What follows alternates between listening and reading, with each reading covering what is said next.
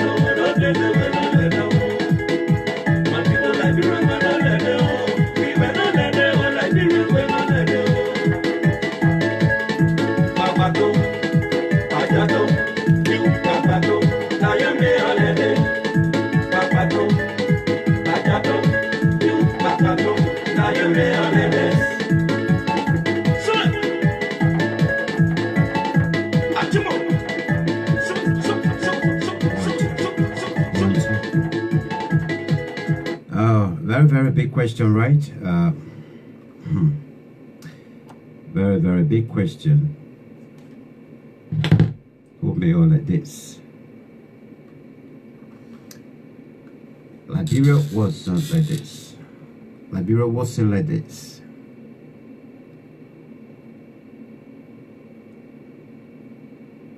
I wonder. I'm just wondering. I don't know how you feel this. Whether you feel the same way, my fellow Liberians.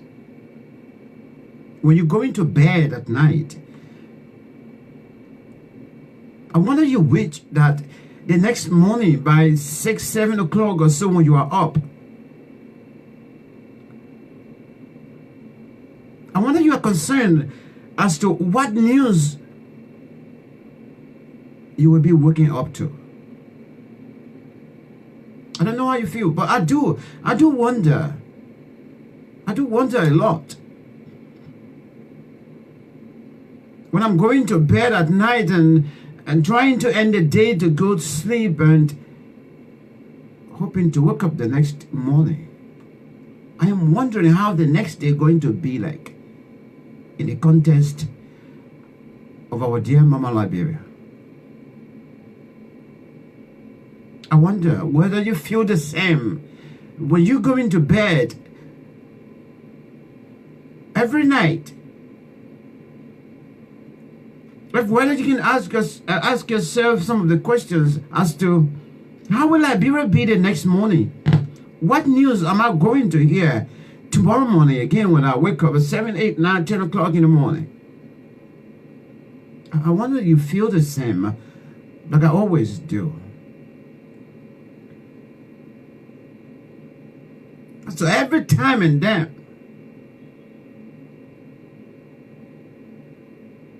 like the music is saying, Liberia wasn't like this.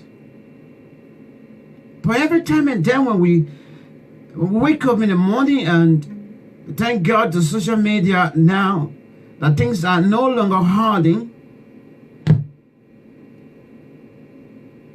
For some of us who actually would have to first of all go online and try to check as to what is going on across the world. When you click on a link that will take you to tell you about Liberia, about your own country, all you hear about or you read is about distressful news. News that will make you to question and question and question again. News that will make you to actually ponder and perhaps try to make your day look so bad. I wonder people know as to 14 years of civil upheaval in Liberia. I just wonder how many of us do remember what we went through. Hey, hang on there, hang on. I'm just asking. I wonder how many of us are actually in the know as to what we went through between 1989 and 2003. I'm just wondering and just wondering if you ever had a little bit of experience back home. Regardless how old were you, if you can remember things. You know, by the 1980s now or so, children who were born do remember, have very, very sharp memories. And so for some of you who were lucky, your parents, maybe you just hitting your 9 years, 7 years or 8 years old, you were lucky, your parents took you out of Liberia. You went to the refugee camp, perhaps you grew up there and never had the opportunity to travel elsewhere, and now you're back home. I'm just wondering whether you follow the development in Liberia. I'm just wondering whether you care about Liberia. I'm just wondering. And I am pondering this afternoon, this morning, depending from where you are, your time, our time difference as well. I'm just wondering this morning, how many of us do actually remember what happened during the era of the 14 years civil unrest in Liberia, the madness that took place in our country. I'm just trying to introduce the show to you, and because I'm going to show, some of you have seen it, I'm just going to share this with you on the platform this afternoon. Now let us discuss it, because it's good that when issues like this are coming out or are just out in a moment, let us discuss it.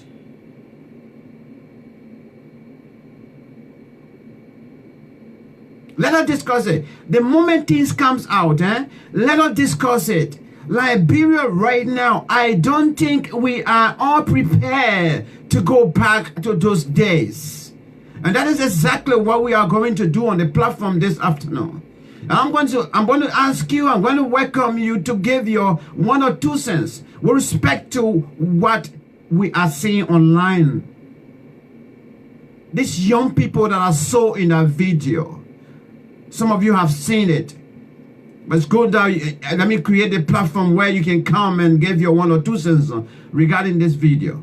The recruitment and training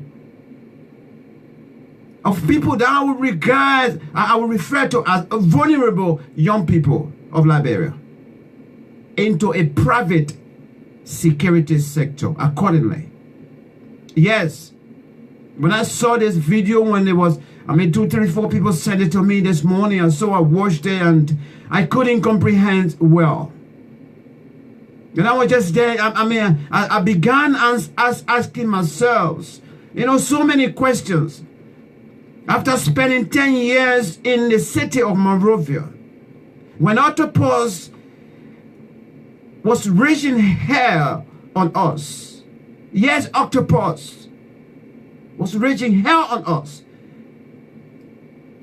As a young boy growing up, and I grew up in the midst of this civil war, or whatsoever it is referred to.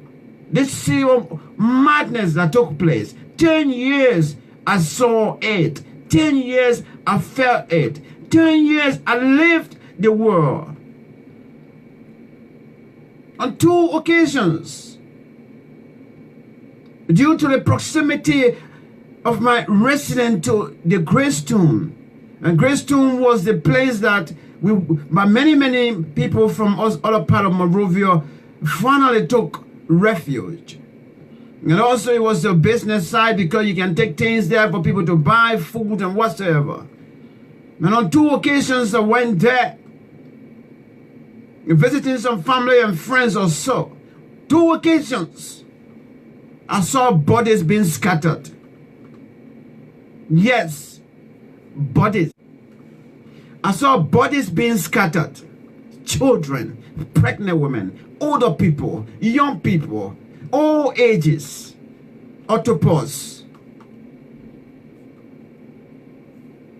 That is something that stuck in my head. And even as I speak right now, the moment that it comes to to the point that I'm talking about it, that reflection is just hitting me right now. What I saw those 2 occasions. Let me not mention, bodies or either heads of people that I was meeting every day. Let me not mention that in the city center in Mosterado County, moving from one point to another where we're looking for food and things. You go, you meet this body. You go, you meet this head. You go to meet the body somewhere and there's no head there. I saw this. And for me to see people still having mindset that will take us to those days, to take us back to those days. I'm wondering, and I'm pondering over it. And I'm angry this afternoon. I don't care how you feel anyway. But as far as the video is concerned, we will watch it. I'll make you to see it and run your own judgment as well. These are the people I saw in the video. Those that they are recruiting for this so-called private security company or so are vulnerable young people. Some of them, I can tell you the fact, by virtue of the look, how I see them and everything, and some of them were just born during the time of the war. Yes. Coincidentally, they are not adults. Coincidentally, they even voted in a gun election. Coincidentally, these are the people they say they gave in job to. Is that a job?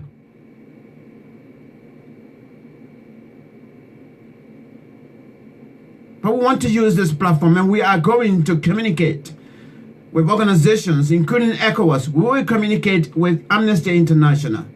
We will communicate with the Liberian government. We will communicate with embassies near Monrovia.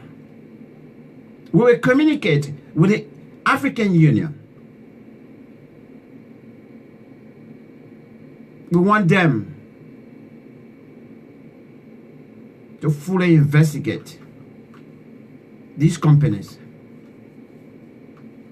because we don't want anybody to come and lie to us. I want somebody to please, if you have seen this video or you've seen the pictures or so, please make comment and let us know. I can't authenticate as to where this video or that particular, because they have it in two segments. One was on the beach side and another one was when the other guy was speaking. It was like they're under the trees and the guys, everybody was sitting down also. I want to know these two distinct areas. If you know, if you have, those of you that can actually, if you're not in Liberia and perhaps you remember places or so, or if you're in Liberia, thank God, if you know these places, please just let us know. The video, where was it done? It was on the beach. I could see the Atlantic Ocean anyway. Which side of Monserrado is that? And then the other aspect where the guy was speaking, telling them about the applications and the process, and a company you couldn't even call the company name. It's just a company, security company, private security company also. Do you know that area that they were speaking? I can't really authenticate. I don't want to guess or so. Please, if you can tell us as to where was that man speaking from. And the video on the by the Atlantic Ocean where they were doing, I think, physical training. If you can also tell which part of Monrovia is that would be great. And so we are concerned this afternoon. We want to register our concern once again. The Justice Forum-Liberia, based in the United Kingdom, we want to register our concern.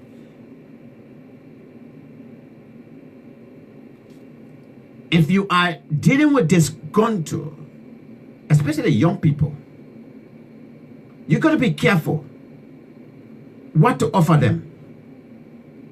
These are children, majority of them are there. I will refer to them as vulnerable young people. These are children that we should be giving opportunity to build their life by virtue of what? Creating, an environment that they can go and learn trade.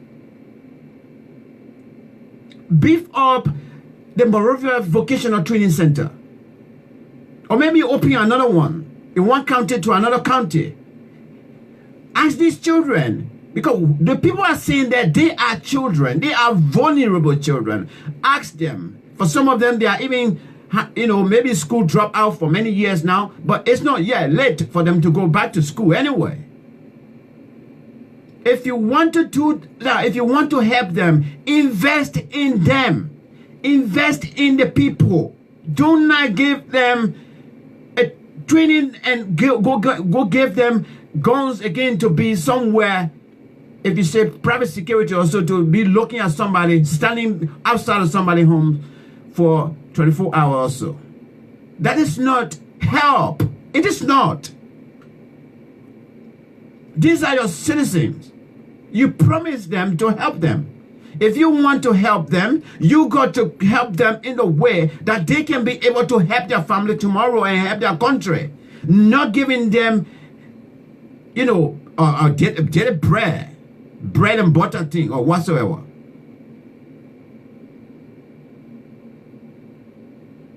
What? I don't know whether it is for bread and butter or so. I don't know. These are the people that you're supposed to be creating an avenue that they can even create jobs for themselves.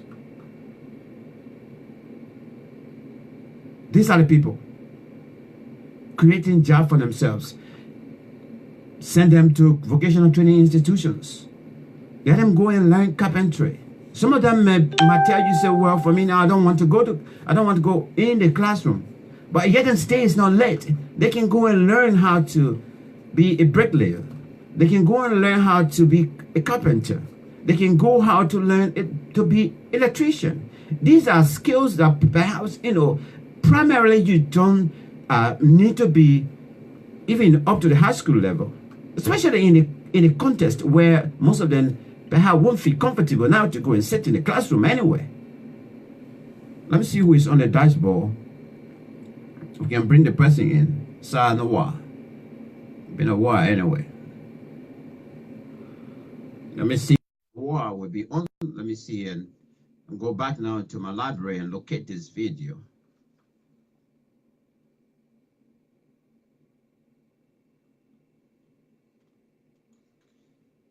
Let's see whether we can connect the brother. And at the same time, let's see. Let me go to my library and draw this video out. Oh, sir. Yes, brother. It's been a long time. How are you? I'm cool. And you? How are you? How is everything? Yeah. I'm good. I'm good. Very good. Thanks for asking.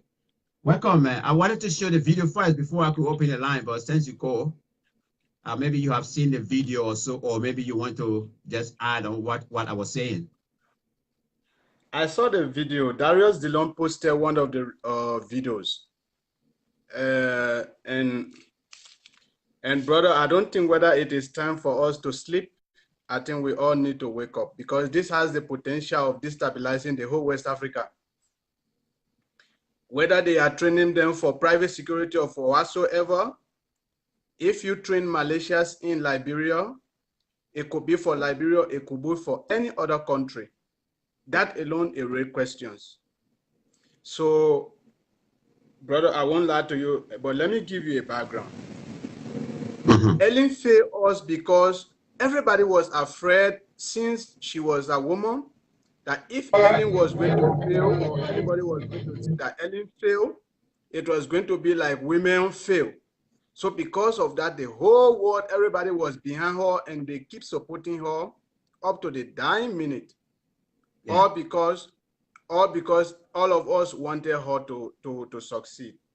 It never worked. This man took over. Now, if you can see, let me speak, clear English, okay?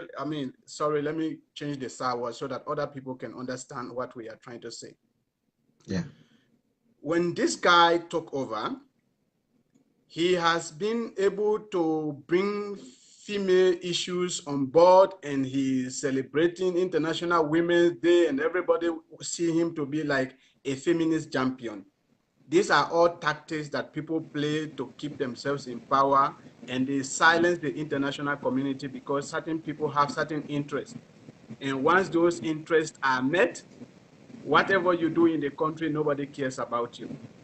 But yeah, we have to be very practical. Brother, if Justice Forum can help, we need to set an immediate online petition. And that petition, when we collect all the signatures, brother, let us send these signatures to ECOWAS, to the AU, and to the UN, that the activities that are going on in our country, we are not happy with them, and we cannot sit and see these activities ongoing in our country. We have to be clear on this. Let there be an immediate petition. Max, please, I'm kindly begging you, set up an immediate, through the Justice Forum, set up an immediate online petition. The second thing I want to say is there are 3 stakeholder groups in Liberia that have failed Liberia throughout their life. And now it is time for us to bring them on the table. The first people I want us to bring on the table is the church. Whether we like it or not, Liberia has been an entity belonging to the church. Whether it is written or people accept it, whether it is accepted by everybody, we should not overlook it. Liberia has been an entity of the church. Our constitution and everything has been done in the church. The church needs to be called to order, that they are sitting down. We are not going to wait for them, for us to go at war before ever they start to fast for us. We are not going to wait for any war before ever we can start fasting. This is the time we need to act now. The second group of stakeholders we need to engage is the Liberia Bar Association, the lawyers. If you look at Liberia's whole problem from A to Z, it has been our lawyers. They have never stood up for this country. You know about the issue of I'm not a poor male lawyer. Whether that is true or not, if these people have stood up against certain companies in those days, some of the human rights abuses and some of the neglect and abuses we saw in Liberia, they wouldn't have happened. because they had the opportunity to tell these companies or whoever or whatever government to say, enough is enough. We cannot look at you treating our law in this way. And secondly, these are the same people who are writing contracts for whatever, for whoever. So if you are writing, let me give you an example of a colleague I have in Ghana. This guy is a well-educated guy, and he works for civil society. What he has done in his community, when companies are coming to their community, they put a group of lawyers together to go and advocate on behalf of the community. So when they come to negotiation on the table, each of these communities have lawyers on the table that are advocating on behalf of the community. So when the contract is signed, it is signed almost fully in the interest of the community. And the community now compensate them with either a percentage of 5% or 10%. That is what they get out of it. They don't go in to support companies to go against their communities. Yeah. So the third group of persons that we need to engage is the Liberian political parties. Liberian political parties have been a business from the beginning of our creation to today. And I think it is time. I admire what is now going on when they are teaming up together and they are signing whatever. I don't have problem with whatever people sign in Liberia. What I have issue with is the action that people take. It is time for us to bring this stakeholder group together. Enough is enough. We can no longer look our country going down the drain. Brother, when you travel out of Liberia, there is nothing you can boast of. I move with people and we sit on the table to discuss. See what a friend told me the last, we are somewhere and then the light went off. I think you saw a few seconds ago, my light went off. And I was trying to complain. And a friend asked me, he said, why are you complaining? Do you have light in Liberia? You get me?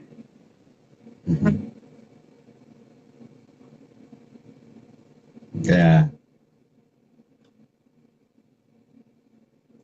Sorry for, I think we're losing connection there with Mr. Noah.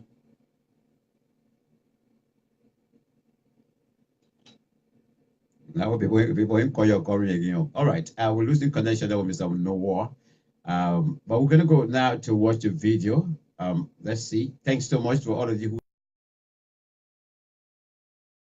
much for sharing the videos. Okay, we just lost Mr. Noah there.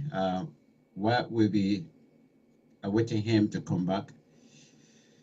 We're supposed to have TRC here this weekend, but due to all the engagement, he just told us that he won't be able because he's not too sure where which the country he's traveling to, from America to Africa. He's not too sure whether there will be a good internet facility there to be live with us, that Councillor Jerome Verdia.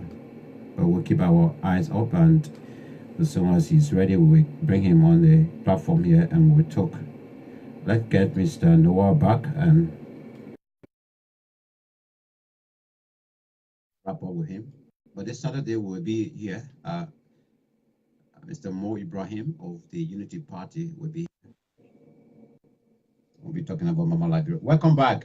You just went off. Let's give you a couple of minutes. So thank you. Yeah, thank you. So please, Max, let us take this to be a very serious issue. We cannot look at a country going down the drain in this way. We have to stand up. This is not about who is in power or who is not in power. This is not about enemy of the state or friends of the state. This is not, we have friends. I have very good friends who are in government, who I know, who I highly respect, but I think enough is enough. We need to stand up now. okay. We cannot continue seeing the country going down the drain in this manner. And this three stakeholder group, let them take full responsibility. I admire I think there was Councillor Gonglo told the Supreme Court a few days ago that the 250,000 people that died during the war, they should take full responsibility. Yeah. It is time for for this stakeholder group to take responsibility. It is is time for the Church of Liberia. It doesn't matter whether it is the Catholic or whether it is the Methodist or whether it is what. The entire church should take responsibility. Enough is enough. Okay. Enough is enough. We cannot keep fasting for things that we know that we can solve. This requires no fast. It requires actions. Please, Max, I'm kindly begging you, set up the petition through the Justice Forum. Let us have the petition on board. Let this be registered, and let us also let the petition break it down step by step. Let us engage these people. Enough is enough. We can't be walking around the world and every day we are being insulted because we have got no country. We have just a village that is managed by a chief that is not educated. We can't keep walking like this. Enough is enough, brother. I saw the video, and before the video, there were rumors that these guys were training Malaysians. Yeah. Well, there have been rumors that these guys yeah, were that training rumor Malaysians. came out in January. I heard it even before I left Liberia. Yeah, exactly. So what we are seeing now, maybe is even the third squad. It could even be the third squad. It could not even be the first squad. So they have, and recently when you listen to CDC propaganda group, they have this group they call media, I don't know, media propaganda or what. They have, they call themselves, there is this name they call them. They also have the media group that is always on Facebook. So they have a whole set, they are trying to sophisticate themselves. Okay. We are not saying, for me, I tell every Liberian, these people won their election democratically. They have the right to rule for the next 6 years, and until we can go to the ballot box, let's give them their opportunity, let them continue. But any other action that will bring us back to war, I think that nobody should allow it. All right, great. All right. Nobody should allow it. We are kindly begging them. Okay, brother. Thanks. You will definitely will work on it, and I will reach you in your private inbox as well, so we can take things from there. Yeah. All right, that's Okay, brother. the wall there, making his contribution. Liberians are concerned about the latest development. This development. Those of them that will have problem with me using the terminology the vulnerable people, let them come. But these are vulnerable citizens. But first of all, let me remind ourselves as to where we've come from. Just a little bit. Let's remind ourselves. Because we are on the Justice Forum here, advocating for social justice. And then we will go to the video. But let's remind ourselves. Because what we're trying to do here is to create an avenue, a platform that we can advocate and we can say no to anything that will be that can bring about memories of the 90s. That's what we're trying to do here. But let's start it off from chronological. Let me start with Mr. Chancellor when he was at the Hague, and then a little bit of General Botnicki, and then we'll come to the video. Perhaps you can logically draw your conclusion whether we should be concerned about this video that we're going to watch or not. Somebody just coming to tell you we have this 1,000 young people here, and this 1,000 young people are to be recruited for a private security company, and this private security company cannot be even disclosed or so. So what is going on here? We're not stupid. We are not. We're no longer stupid. And we are no longer going to sit there for people to play with us. Or they're trying to bring another thing that we can forget about. Or asking for the $16 billion or the $25 million. We're not going to forget about it. But let's remind ourselves. Let me take you to the days of Mr. Chancellor first. And I will come back. Where is it? And then we'll come back, we'll do the video. Let's see this.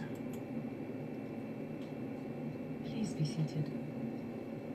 Don't know if, not too sure about this, but.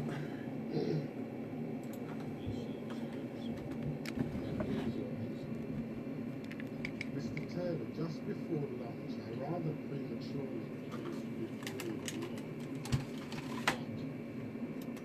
Before we come to the map, I think we need to lay a bit more groundwork. Now, upon your release, following that second incarceration in Ghana, did you travel anywhere outside Africa? After my release from Ghana, I went straight to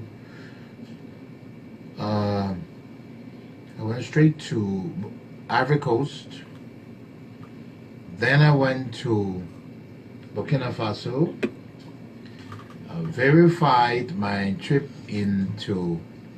I went into Libya to see the situation of the men, returned, and then before I went to France.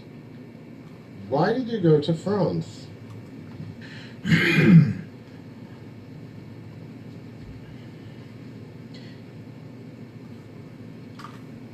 I did not put the second MPFL together alone.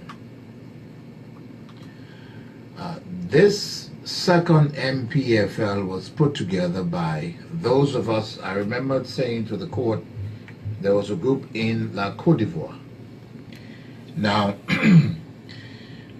working along with us in La Côte d'Ivoire was a gentleman called Tony King. Pause there, please. How do you spell the first name? Tony. T-O is the file name. T-O-N-Y-I-A. I want to believe. If it's wrong, we can correct it another day. Working with me outside, and may I just emphasize, Tony went along for some time, but once the Libyan connection was cemented, Tony broke away from us. He no longer participated, but two others remain. There's a gentleman called Tom Woweiyu. We mentioned that on yesterday. That's W-O-W-E-I-Y-U. And the present president of Liberia, Ellen Johnson Sirleaf. The three of us finally were the individuals that put the MPFL together. So upon leaving Ghana, I had traveled to Paris to meet with Ellen Johnson and Tom Woweiyu in Paris. All right, let's pause there. Let's pause there. Let's see. No, let's get some more. And, when you say that the current president of Liberia, Ellen Johnson Sirleaf, was one of the organizers, in what way did she assist? Oh, Ellen. Ellen is a whole revolutionary. She's been involved in. She was involved in part with the first MPFL. That was not new to Ellen. Which first MPFL? I remember I told the court that the first invasion into Liberia that was launched by General Kuwompa was called the MPFL, and this second, or maybe it's better to say this continuation of the MPFL, Ellen was also a very good part of it, because Ellen was also a very close friend of General Kuwompa.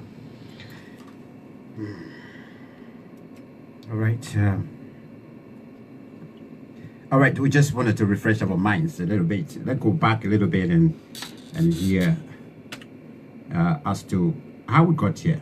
Okay, that's part of it. Okay, and let's see. Let's get this one from another individual. We're just trying to get a link, a connection.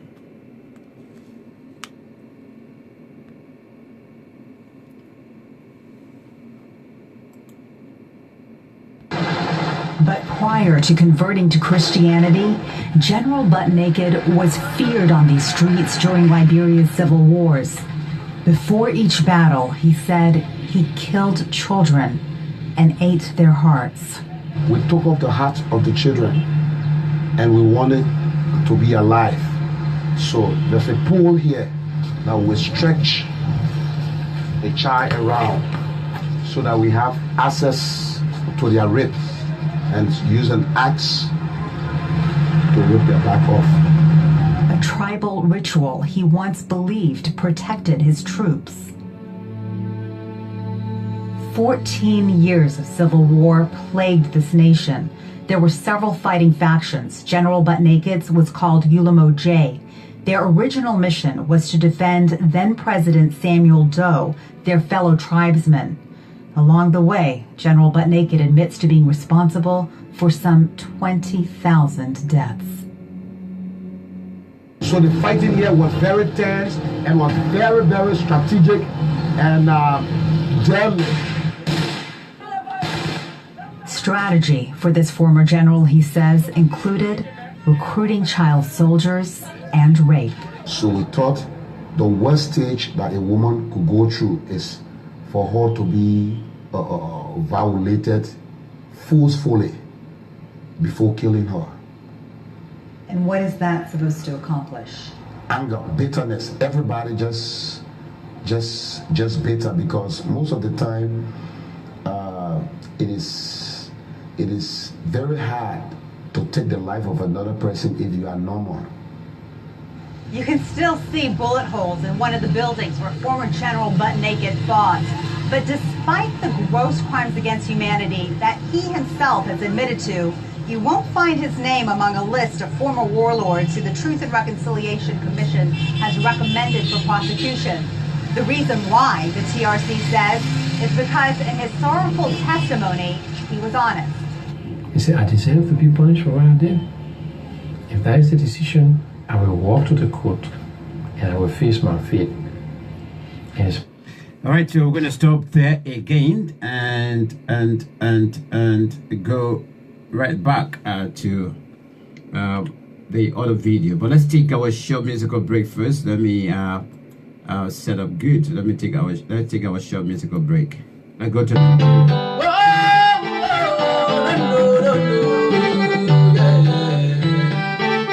all right, we're in Lagos, Nigeria.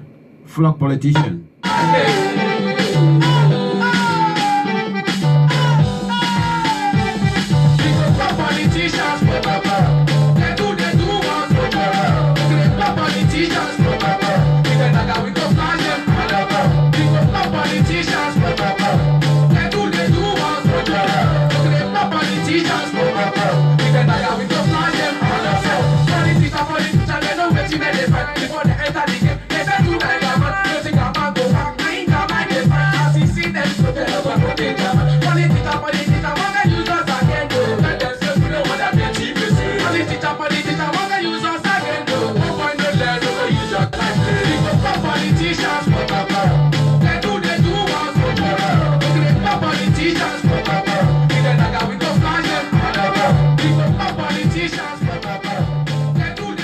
All right, welcome back. Welcome back to the platform Justice Forum. We're here advocating for social justice, especially in Liberia and for Liberia.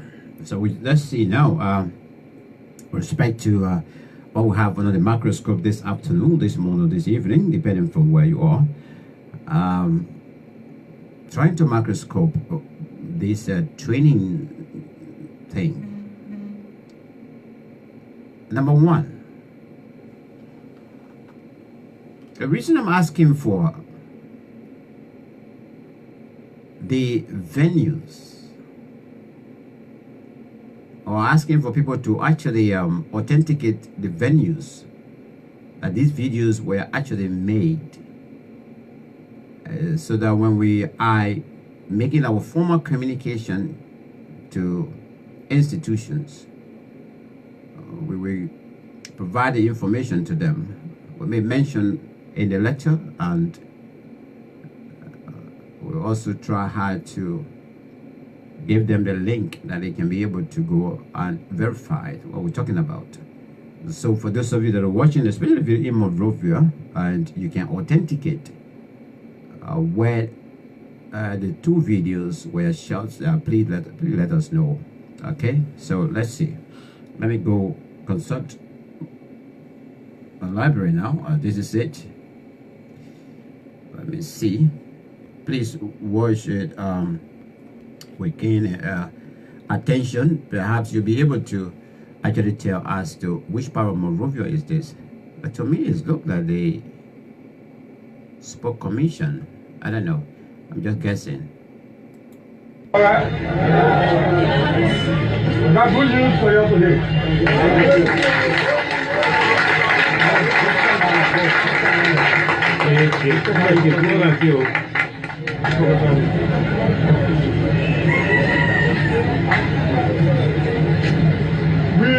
We told you the last time we brought private company. I told you I cannot get government job in law. You know what I told you? Yes. I want that to be clear. I cannot give government job to law. But what we can do, some of us have private friends, private companies that we can ask to get a job. Private. First of all, ladies and gentlemen, fellow Liberians, who is this man? I cannot give your jobs. I mean, who is he? President? Is he, special presidential aid? Even the special presidential aid will speak that is anyway. Because he's speaking with authority. I cannot give your jobs. Who is him? Anybody on the platform here?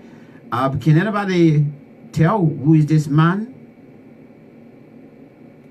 And we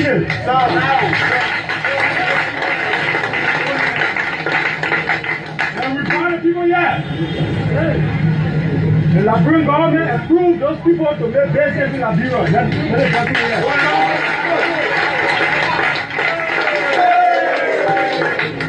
And the people send their job application 1,000 forms. They use the hard money. They brought a form here, 1,000 forms.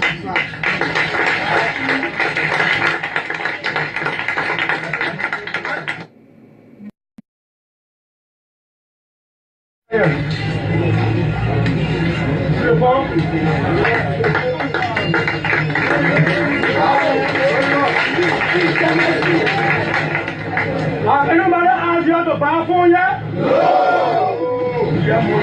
Have I asked you to buy me surgery? No. All right, just to make that clear. Please, if you find me to go up, space. The owner, mistake. We have been waiting for, that's why I got late. Your pass your sir. The job, the need or the position that are available, they haven't sent it to us yet. I've been calling them, they haven't sent it to us yet. So, how can I give you the phone to fill out when the positions are not available? You don't know what you're applying for. You understand? The forms are here. 2 different companies, 500 forms, or 1,000. I got another good thing for you. Looking at your faces, the 100 due. What is due for? And due to help to move it. All right. All right. You know, I don't know. The video just right there. I'm trying to get the full length of the video actually, because he started talking something else again. I know that due, asking them to pay due also. Now I want to know. I really want to know who is this man. I mean, he's talking with authority. I mean, you're talking about employing a volume of people. I didn't, you know what? Oh God. I want to know. I'm going back to this video before I go to the next one, the one on the beach. Before I go to the next one, for those of you just coming, you are on the Justice Forum show, advocating for social justice, development, and news from Liberia are always discussed here. And today we're profiling this particular video. We're trying to authenticate as to who is behind this recruitment of these people into a private security sector. The private security sector, he just kept saying here, it's a private security. Father 2, you know, we're recruiting 1,000. 5 will go to the other company. 5 will go. Are trying to contact them. We can't get them. They haven't come back to me yet. My people, you listen to this thing. You know, the thing here is we got to, like what my brother, the first caller, my brother was talking about, reminding us here. We got to be vigilant. We've got to be vigilant, irrespective whether you are back home or not, irrespective that you and your entire family, you don't even have a grandmother back home or not.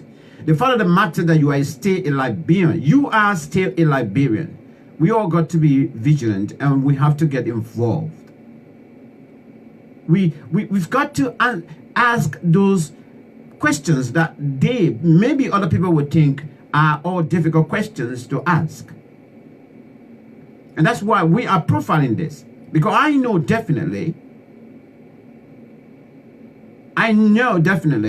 if I go and set up my security, my private security company in Liberia, my recruitment, exercise or whatsoever as to how men and women will join that security force, it's not something I'm going to go, live on Facebook, or I'm going to tell the world, to convince the world that are having the security apparatus and are trying to help the Republic of Liberia. No, it's not something.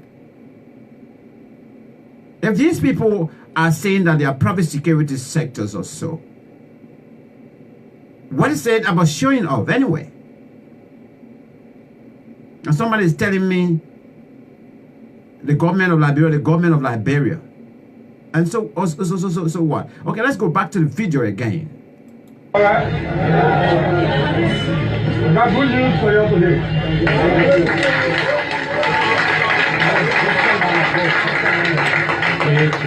Now, you remember my brother was reminding us that we heard about such development a long time. If you hear somebody in Liberia telling you, today we got good news for you, or today we got the moment that word today comes in, have it at the back of your mind that they have been dealing with you for some times now. Remember? And when my brother was talking about, we've been hearing about this, I said, I heard it even before I left Liberia in January. That something says, some people trying to recruit people and whatsoever, sometimes into vigilante and whatsoever. And so, meaning, today we're having good news for you, meaning these people have been going there time after time, waiting for good news, wanting to hear the good news, which he is voicing out to them now. We got good news for you people today. So this must have started a long time. We told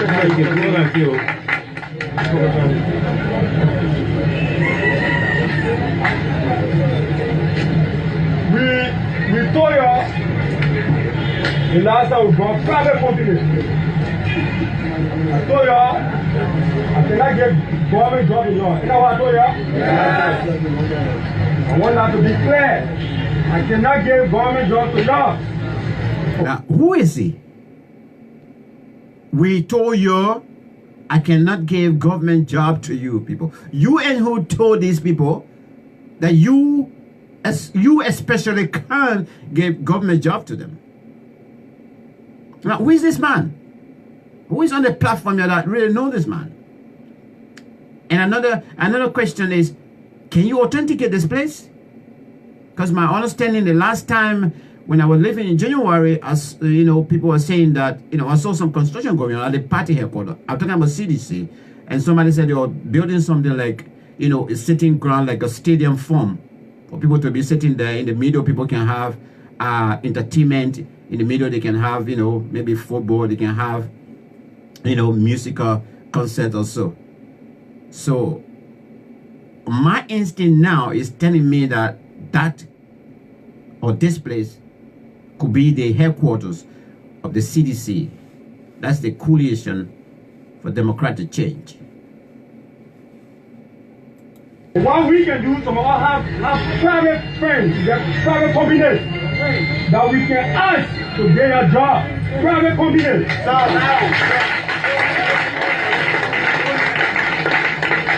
And we find the people yet. The Liberian government approved those people to make business in Liberia.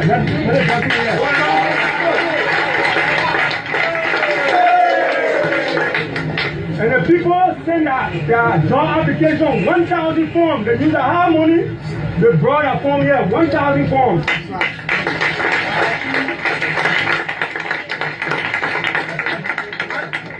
Let me draw for the all here.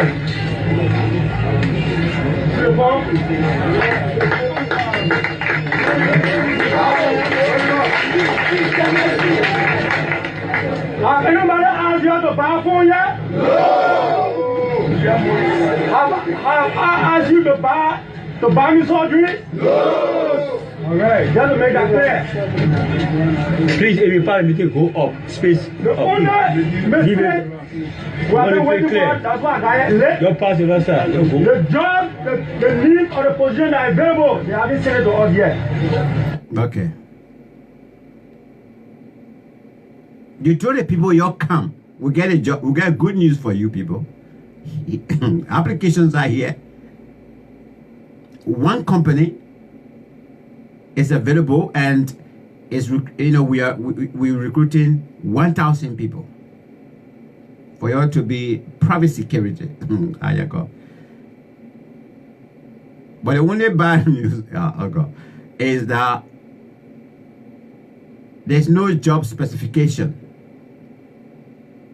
So, meaning they just say come or job is here, but there's no position being identified, or the employer is not telling you, the position. Why should you talk about position again if you say private security? Because you're not recruiting somebody as an administrator, you're not recruiting somebody as an executive secretary, as a PA, as a coordinator, as a whatsoever. These people, their recruitment is supposed to be done first, isn't it? Yeah, as far as I know, the people they're supposed to control the affairs of the institution, all of them, by now they're supposed to have all of their position, like what this gentleman is doing.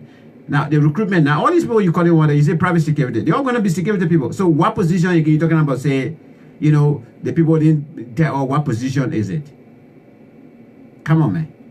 We're not stupid. I've been calling them, they haven't sent it to us yet. So how can I get you the phone to fill up?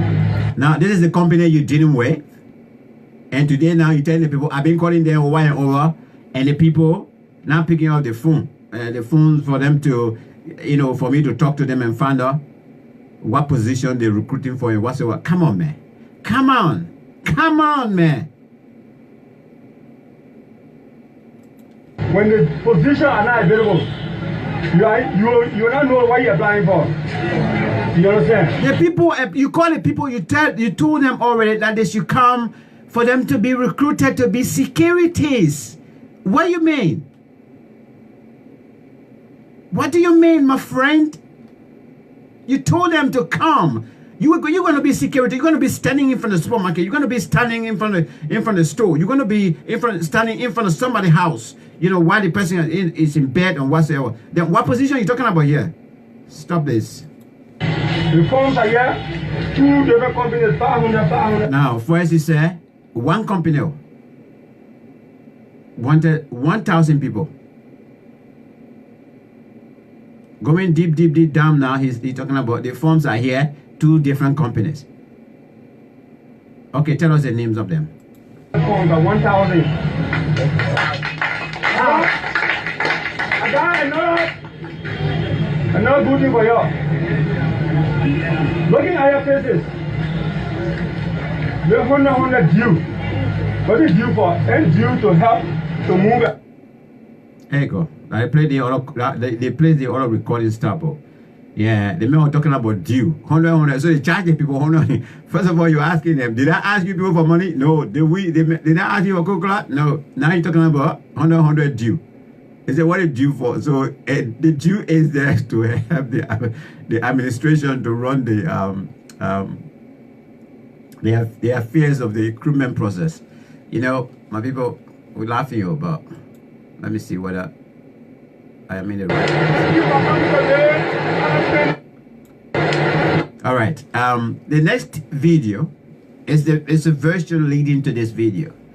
Because that video they're talking about recruitment also, where they didn't, they said they were going to. Maybe they did this second one a couple of days after. The next one is the one that I was talking about. Whether you can tell which can you tell which area is this in Monrovia? Because this should be in Monrovia. at the back of it, we can see that they are on the beach, and the Atlantic Ocean is on the far right. Let's watch the video again and try to make sense of it. And let us make sense of it and ask ourselves, even if you can't ask any question right on the platform here, or you can't approach somebody back home to ask them, or your lawmaker, you can't approach them to ask them questions. Sit in your own closet, sit in your own little corner and ask yourself about what you see here. Let's go to the video. This is the second video now. This is a different version of it.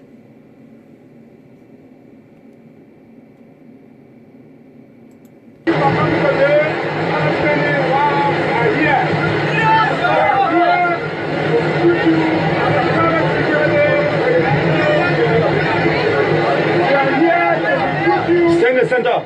As account security from the ambassador of the common people of Nigeria, the Plebeians.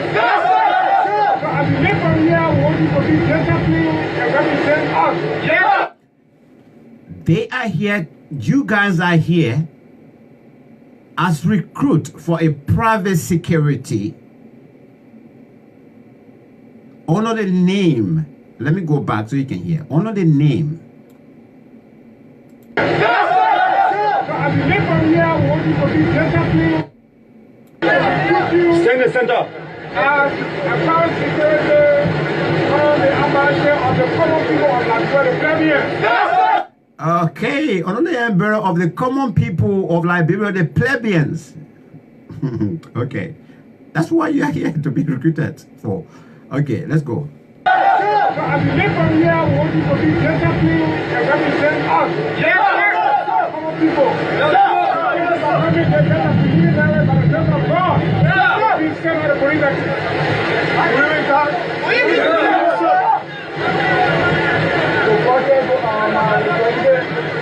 I want to clarify what I'm doing today. Yes, sir. You're coming here today, that is big. Yes, sir.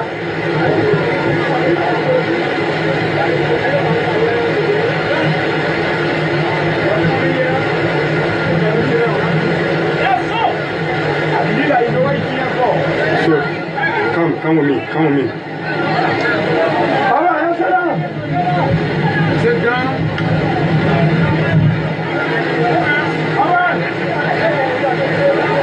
Thank you very much for coming. Okay. Your leaders there, please make sure you take a number.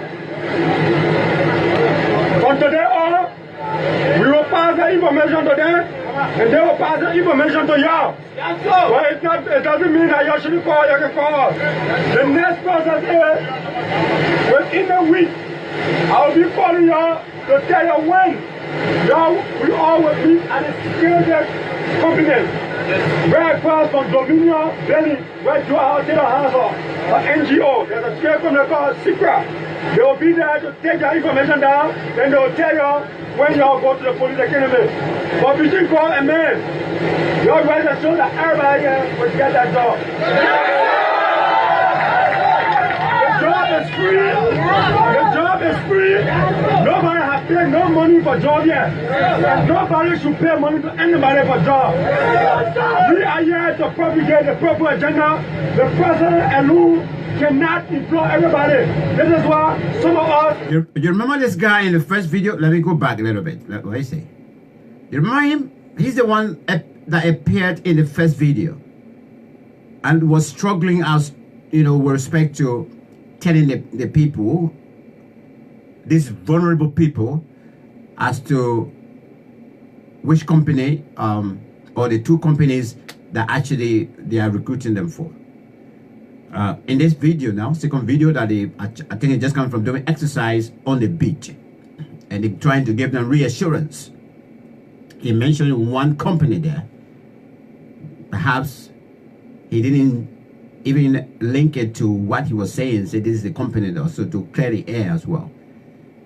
Whether is this company, they are going to use their vicinity to just do the process, but now they're saying they are going to use the police academy. All right, police academy. or private security training.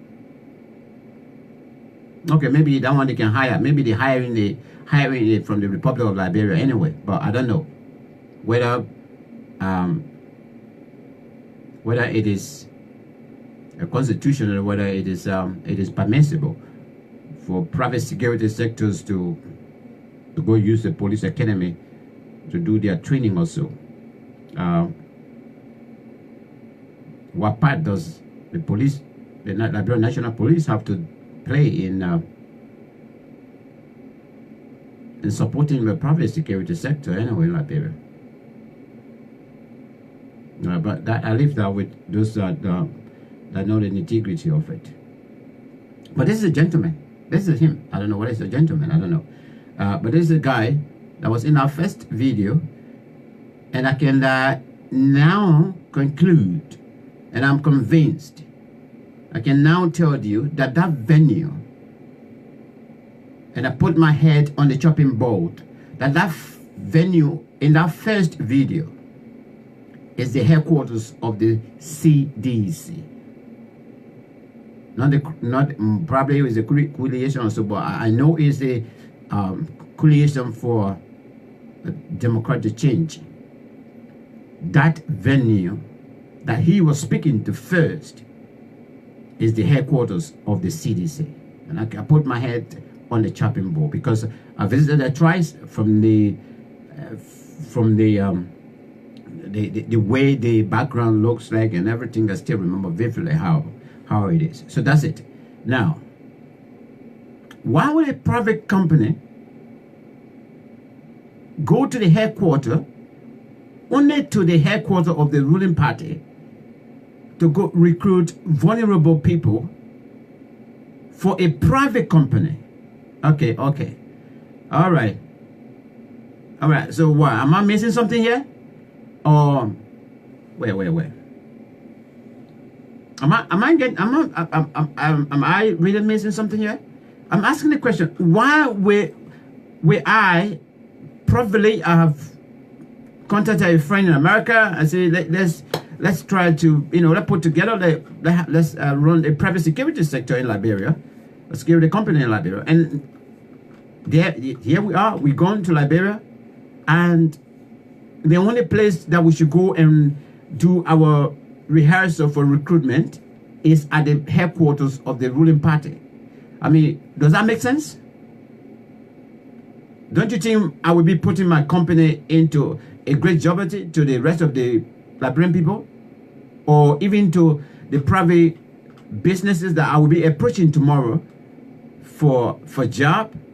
Man, let's get this, man.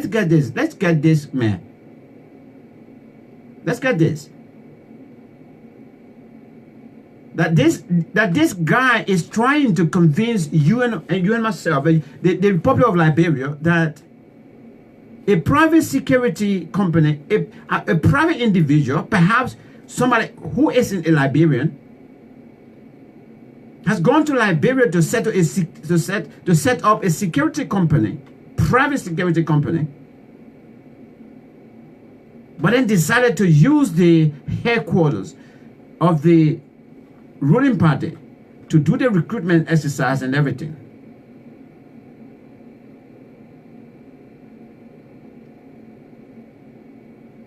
Because the last time we heard about an NGO as well, isn't it? We heard it from I think Nathaniel McGill, that they have set up an NGO. I have no idea. We're still trying to actually get more detail about this NGO. But they said the NGO is running now. I don't know whether when the training of this guy finished, this private security company will recruit this guy to be guarding the NGO. I have no idea. But look, ladies and gentlemen, we're going to be concerned about this. And I am very, very concerned. If you are not, I am.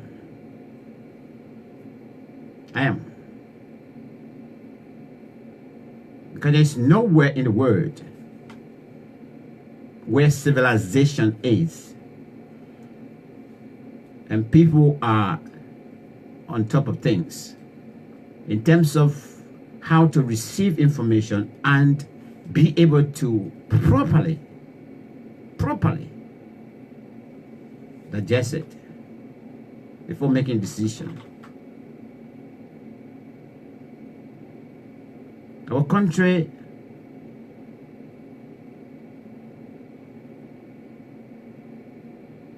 is in a challenge situation right now. My lines are still open if you want to call. Since I finished showing the video, it doesn't matter. If you want to stay, come back, maybe make some points as well, you can call back. Let's hear you as well.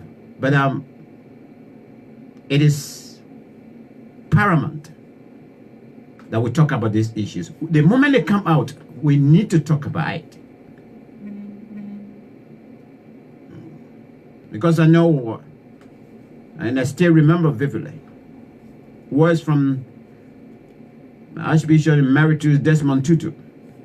If you are neutral in situations of injustice, you have taken the side of the oppressor. Unquote. But Archbishop Emeritus Desmond Tutu. And I don't think you want to sit there and be neutral in something like this. Because tomorrow when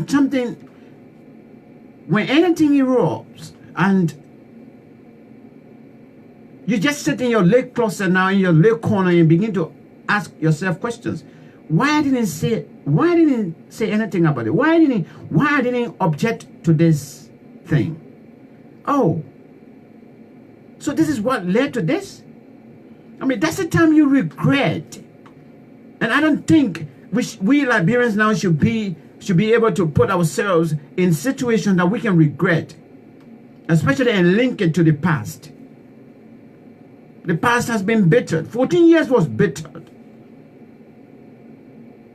And this is why we are still calling, and we want the establishment of War and Economic Crime School for Liberia. We want it. We want the full implementation of the TRC recommendations. Without those things, there will be no development. It's just fracas jail, let me put it that way, in our own Liberian way.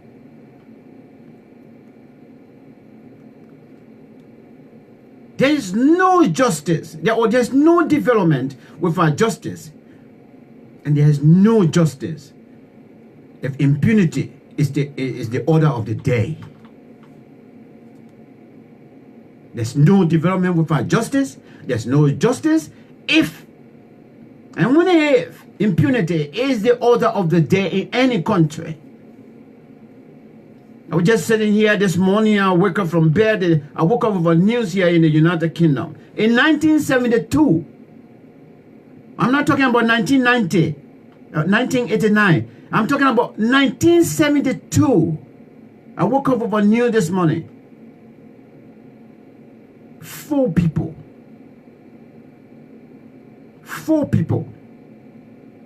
are about to face trial for the role they played during the war in Ireland. Some of you heard about the IRA. I wasn't born anyway, but they said they were raging hell there. And this afternoon, one person was already sent possible. Let's say was already found to be sent to court immediately for things that happened in 1972. And these are former soldiers. I'm talking about people that were in the military for the United Kingdom. They have been accused of abusing the people, the citizens, when that war was going on in Ireland. When IRA was reaching hell. And today, somebody is about to go to prison. You know how old they are now? Yes, in their 60s, in their 70s or so. And they are about to go to prison, perhaps for the rest of their lives. That is what a civilized nation can do. That is exactly what a civilized nation can do. They don't allow people to go get away with things. No, it doesn't matter how long you serve your country. It doesn't matter what position you serve your country. But if you break the law will deal with you. If you are to pay the penalty, you will pay the penalty. Yes, that's what exactly the civilized nations can do. And then we're here to celebrate impunity. We're here to give people power, an absolute power, extraordinarily. And thanking them for bringing war into this nation. Then telling them, thank you for lying to us. You said you were bringing development. You said you were coming to give us freedom. And you brought the freedom fighters to us. Thank you. Yes. And that freedom they gave us was freedom from life to death. That even the little child or the unborn child in the stomach couldn't see light anymore. That's the freedom they brought unto us. Exactly, that is the freedom.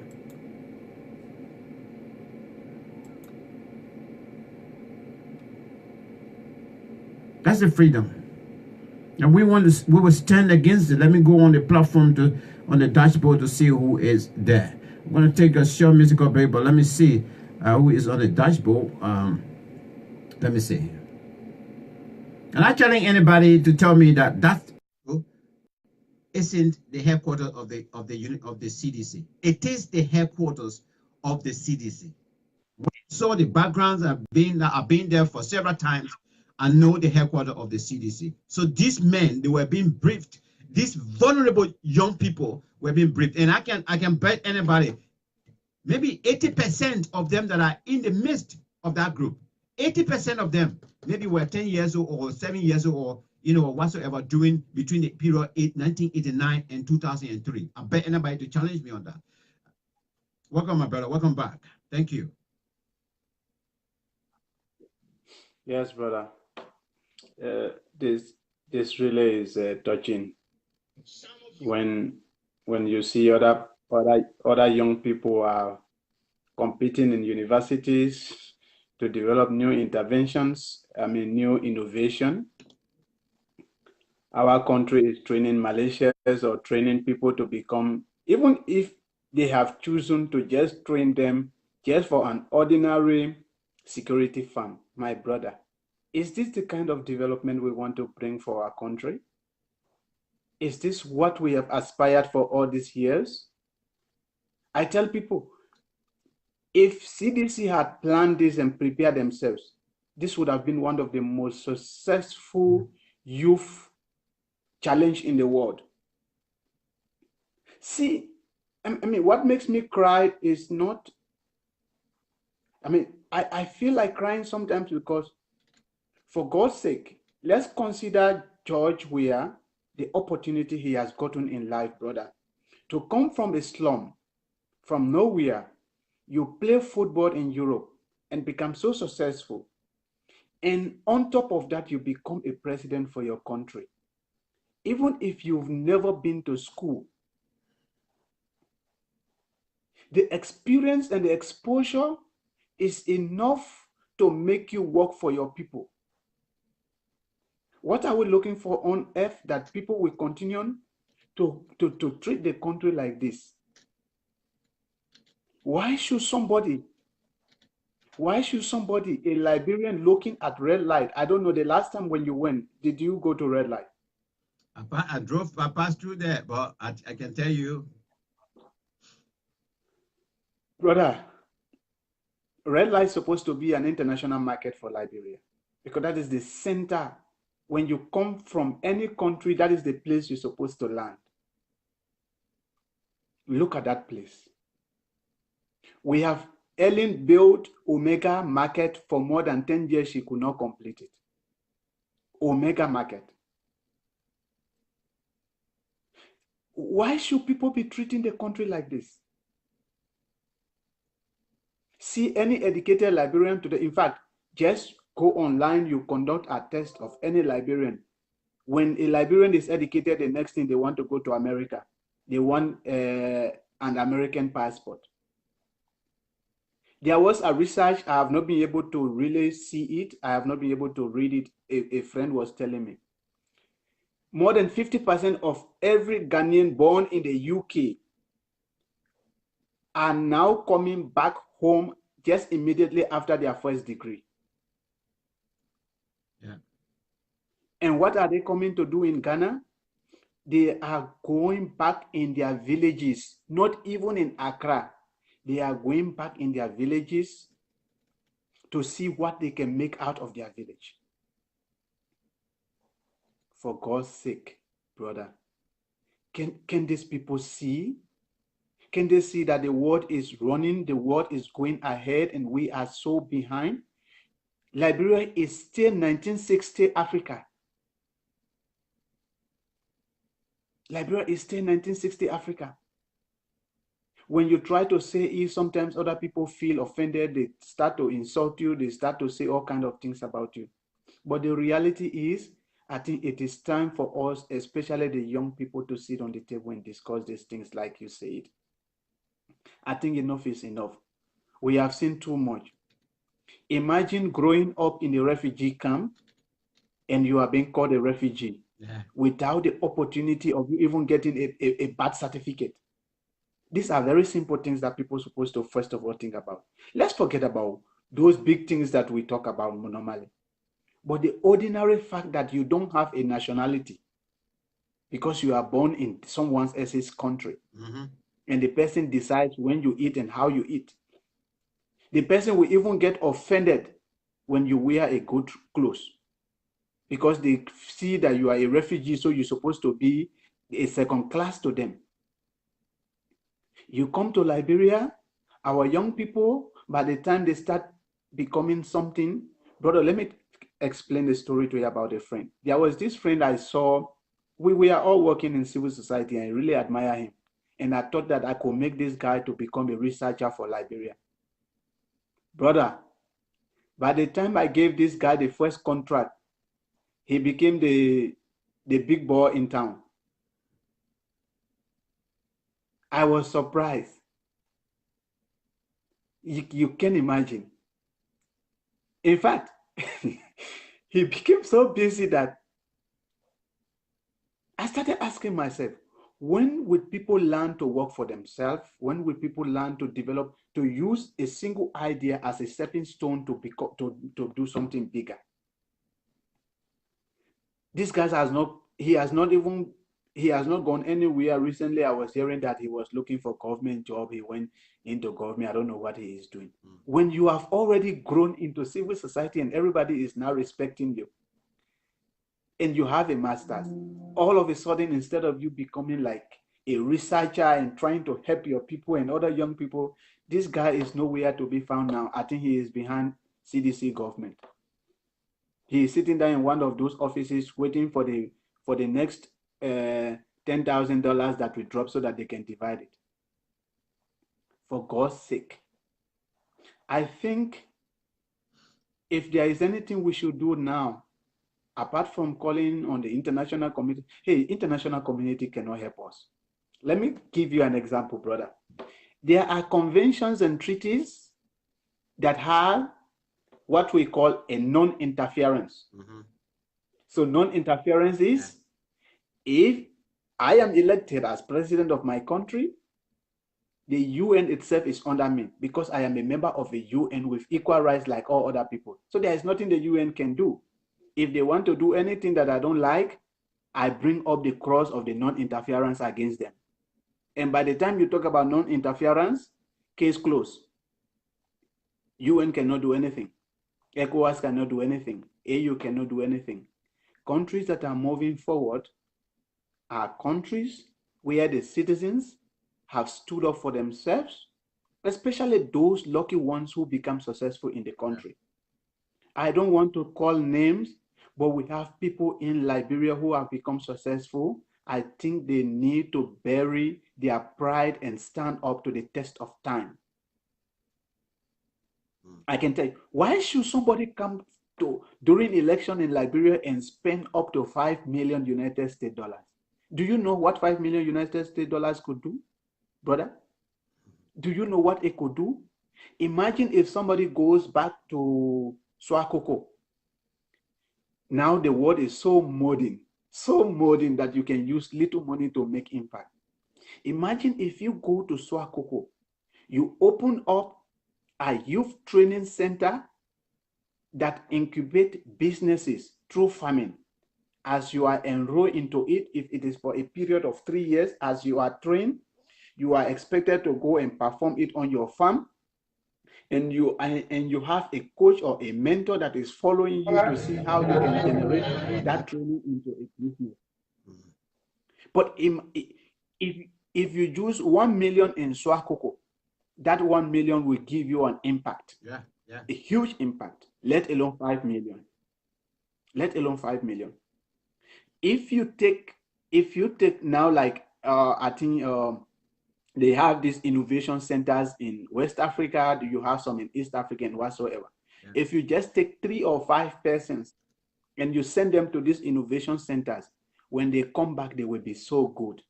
But imagine again in Liberia, if you take a young guy like me and you send me to Makerere to go and do some innovation, when I come back home, instead of me going to go and practice my innovation, I would now become the biggest boy in town. Oh, yeah. The biggest boy in town, impregnating other girls. And then on top of that, I'm going to be now telling people that I am the best person fit to become the next minister. In fact, I have to become the director. Of course, yeah.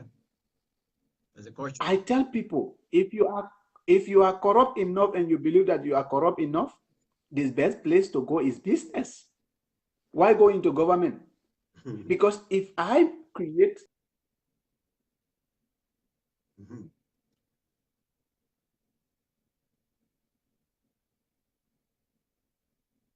All right, I think Mr. Noah is maybe he's receiving another call. All right, welcome back. We're here on the Justice Forum show, especially for those of you that are watching far there in Liberia. We say thank you as well. I appreciate you so much. Thank you for the love for the show. All right, let me compare and contrast a little bit. Rwanda, but a very, very brutal tribal war between the Hutus and the Tutsis. It was brutal. Rwanda, it took years, even right after the TRC, and the recommendations came from the TRC that this is what Rwanda needs to do, and this is what Rwandan needs to do for peace and tranquility to take a course in Rwanda. Rwanda went through a huge struggle. But sometimes when you go through some suffering in life, you go through hardship, you face some challenges in life, and maybe you reach to the point that even for some of us who even those they taught, now maybe high school was not even the point that we're going to complete, let alone to talk about university or college, let alone to get 2 or 3 degrees. When you reach to that point in life where life is so difficult and you begin to just ask, and you can't get any answer, that's the time you know that life is value. And when God lifts you out of there, let me use the word God because I believe in God.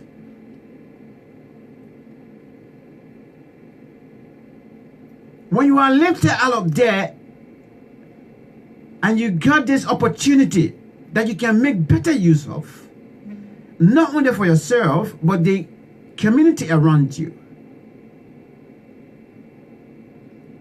when you slip off it and you don't look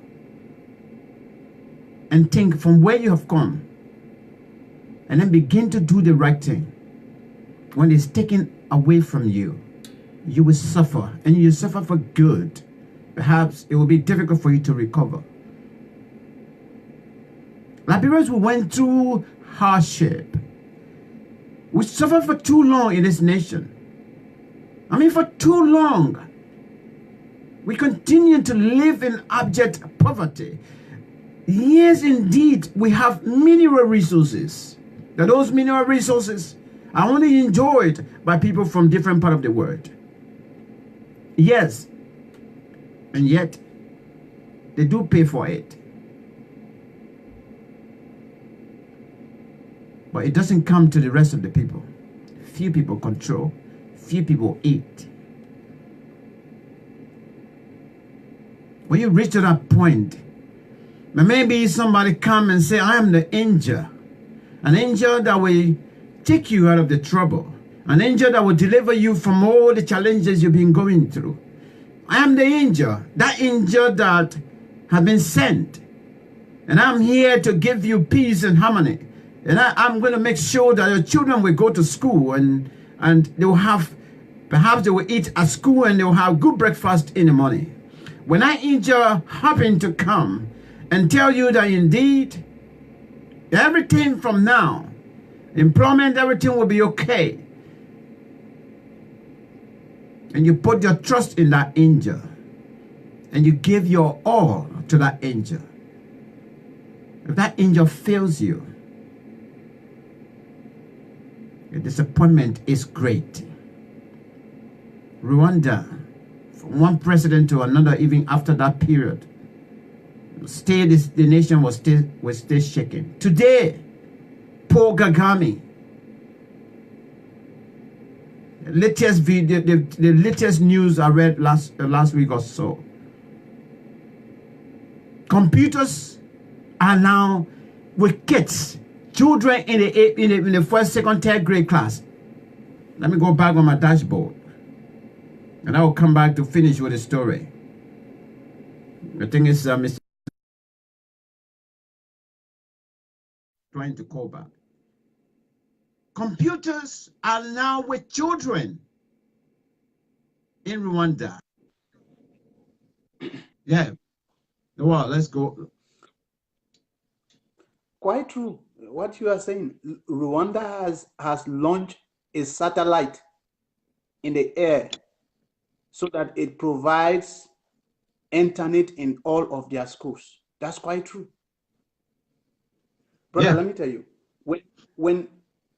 when you are competing with these guys from East Africa, you have to study like 10 times more than them before you can even come closer to them. It doesn't matter how smart you are. Yeah. And you know why?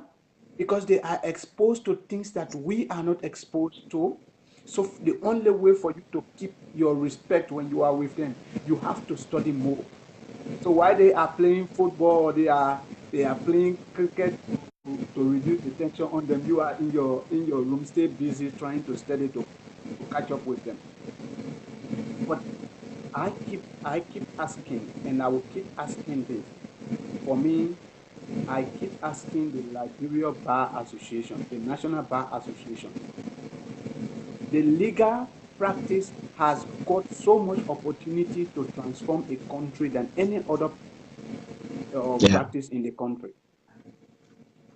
One, Liberia has a police force, we have an army. There is no reason why any new militia can be trained in Liberia for whatever reason. The Bar Association can take up this. It's a legal question. It's a legal question. The Bar Association can take up this issue. It's a legal question. You don't need to be waiting on me to be told. They have the right to raise a legal question in the Supreme Court or in any of our courts because it's a question. They have the right to raise a question, or one of our lawmakers can raise a question at the legislature why new militias are being trained. Yeah. Is it that we do not have a police force or an army? All citizens need to stand up to this. It doesn't matter who you are or where you are. Even people who are part of CDC. I'm just writing something here. That's why you see I'm up now. I was writing something and something came to my mind. Do you know that the very church we do not know the church of standing against their members who are corrupt. There is no evidence in Liberia. No. I don't know whether we have, but there is no evidence in Liberia. And all of our corrupt officials are all Christians. In fact, they have, if you want to call them, you call them fervent Christians, highly respected. Ellen Johnson Sirleaf had her seat in the Methodist Church. I used to think that when people are talking about those things, I used to think that it was just a rumor, but it's true. You remember there was a question, I think at one point somebody asked her that question and she said, but it's a normal thing. It's not that it's a special seat kept for you, but because you go to church every day, everybody recognizes your seat. Yeah. So it means the church has a role to play in these things that are going on because these guys are Christians. Even if our new president has created a church for himself, I have no problem with that. But Eugene Nangbe and all others do go to other churches. And those churches they do respect their pastors very highly. Let these pastors stand up to the test of time. We can keep like this. Certainly. We are so behind. Certainly. When you say if somebody we get annoyed with you. Yeah. But do you know what it means? Do you know what it means? When your friends are playing, you are still studying because you want to catch up with them. So sometimes they even laugh at you. Yeah. You know, sometimes when they laugh at you, even when you are performing better than them, they still laugh at you because your performance cannot be seen in your country. So who are you? Yeah. A friend, an old person of mine who is very close to me went to Ghana for medical checkup. Do you know how he was insulted? The medical doctor that was checking him asked him, where is Dr. The doctor is still alive, so I will not call his name. Where is Dr. Dick? He said, well, I don't know about him. He said, oh my God, he was such a good doctor. He was even clever than I do. Do you know what it means? Do you know what it means? You have, because the guy is in America now. He has been in America throughout his life. And this other guy who was not too clever, he is back in Ghana. He is one of the best medical doctors in Ghana. So he is asking the old man indirectly, why are you leaving your country when some of your doctors are some of the best in the world? And you are coming to me to come and check you up. People need to rise to this kind of questions. When we are being insulted, you know, they insult us and in the simple form that you cannot even feel that you are being insulted. I tell you, man. You go for medical checkup, somebody asks you, where is this doctor? He said, oh, he used to be clever than I do. Indirectly, they are telling you that this guy is supposed to be the one he's supposed to be the one checking you, not me. Why are you coming to me? When I have my Ghanaians that I'm supposed to concentrate on, you are leaving your country all the way from Liberia to come to me for checkup. So the last time they issued the money-based nicking, I posted on Facebook as usual, and I posted a question and said, I posted a statement and said, and it said, what the finance minister and Mr. Tue, please bring back our money. And somebody was fighting me under that post, bring evidence to prove that they men stole your money. So I went back. I said, so have you not read the Cross report or the presidential task force report? He said. Then he kept saying, bring evidence to prove that he stole your money. I couldn't believe this guy fought me over. I couldn't convince this guy. He kept asking the same question. Bring evidence to prove that. I said, oh my God, yeah, Liberia, we inside. No, but let me remind people. You know, when Doe was doing his things, it was a political game, right? Yeah. It was between them and the politicians. all the massacres that took place in Liberia, do you know that all of them were against Christians and they were done in churches? Yeah, of course. So this should raise an alarm to people. Yeah. That we are sitting down, but when it happens, we are going to be the victims. Yeah. The priest, I don't know, the priest or the sisters that were killed, who expected that they were going to be killed? Yeah, the nuns. Yeah, definitely. The nuns. Who expected that they were going to be killed? Because the people who did the killings, in fact, we are very close to the Catholic Church. Yeah, they knew them very well. Exactly.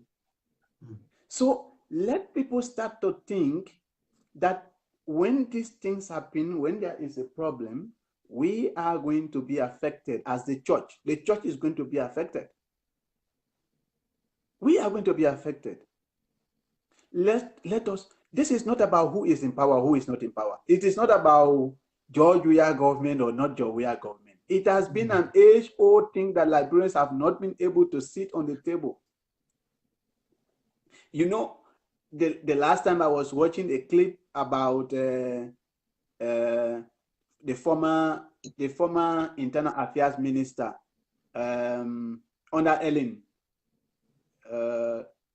Dukule, something Dukule, right? Dukule. And he was explaining about why Mandingo people will always take arm to defend Liberia. And I was laughing because he was explaining an issue that he knows it, but he was not presenting it in the right way, though he is one of our best educated men. Brother, at the inception, when the struggle between the natives and the Americo-Liberians started, the Mandingo army that was between Douala and Medina, historically we believe that instead the first 1,000 army came from that particular group, the Mandingos, to join the Americo-Liberians. So the Americo-Liberians, well, among themselves, have always felt there is this group that is neither part of the native or part of them, but they can be used to really get them to achieve their dream. And we have to discuss these things right on the table. Yeah. We need to discuss this thing right on the table. And these are not topics that people should be discussing in the way that looks as if they are trying to polish something nice. I think enough is enough. We need to sit on the table and talk and discuss these things. See the group of people that they are training. In fact, some of them are so young. Yeah, that's what I'm saying. These are some of them are so young. That is why for me, I'm attaching the language vulnerable children that sitting over there. My God. I mean, you are talking about some of them might even be 15, 16.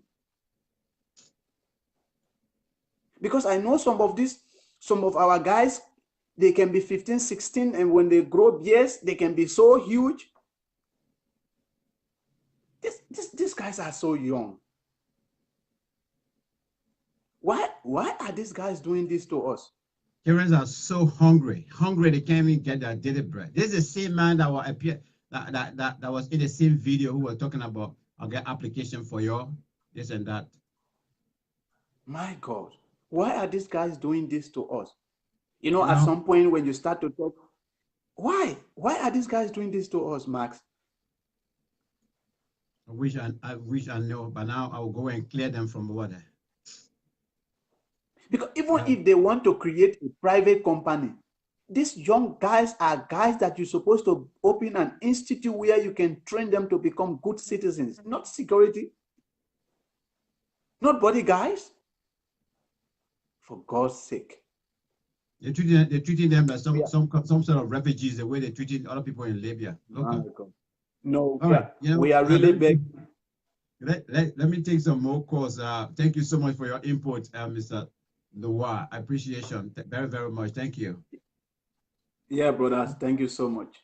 Okay, that was Brother Noah there. his 1 or 2 cents with respect to this this recruitment that is going on in Liberia or in the private security sectors that are yet to be identified. And we are saying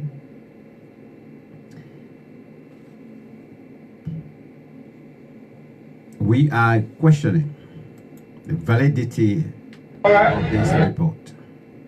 So let's go back to this video. All right.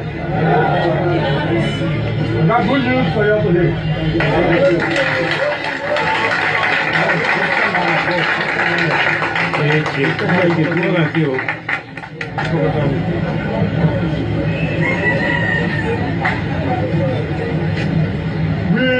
We told you the last time we brought private companies.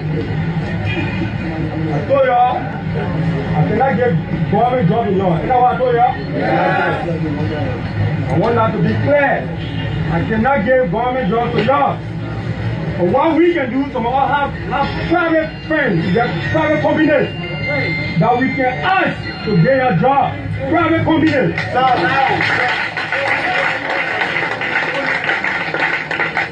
And we find the people here. The Liberian government approved those people to make business in Liberia. Let it continue here.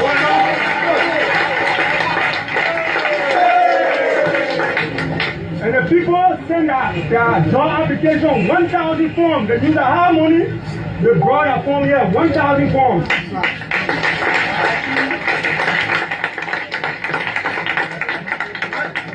Let me draw form, you're always here. See the form?